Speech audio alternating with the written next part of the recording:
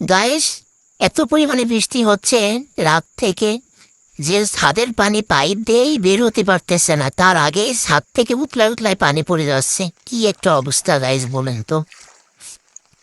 শহরের জন্য বৃষ্টি বিলাস শুরু হয়ে গেছে, কিন্তু আমাদের গ্রামের জন্য দুঃখ বিলাস। কারণ আমরা কোথাও দিয়ে বের হতে পারবো না, রাস্তাঘাটেও যদি বের হইতে পারি কষ্ট করে, তাও এত পরিমাণ কাদা পাবো বলার বাইরে। আরে দেখুন, এই ডাঙ্গা এখানে অনেক পাথর ফেলাইছিল, সব ডুবে গেছে পানিতে।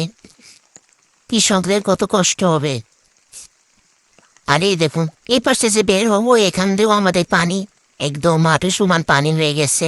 আর জোকের তো মাসাল্লাহ, ওদের এত পরিমাণ যোগ হয়েছে যে 4-5 পা হাঁটলে যোগ 4-5টার উপরে লেগে যাবে। আর এই যে এই পাশ দিয়েও বের হবো, এই পাশ দিয়েও পানিতে পুরো টইটুম্বুর হয়ে গেছে।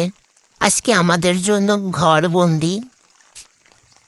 আজকে আমরা কোথাও বের হইতে পারবো না, বের হইতে গেলে পানি ডিঙ্গায় বের হইতে হবে।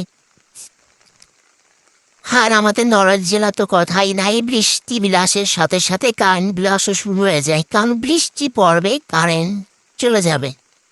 আর কারেন্ট কবে আসবে তারও ঠিক নেই। কি একটা অবস্থা আমাদের গ্রামে। যাই হোক, সবাই বৃষ্টি বিলাস শুরু করেন, খিচুড়ি রান্না করেন, আমরা দুঃখ বিলাস করি আজকে।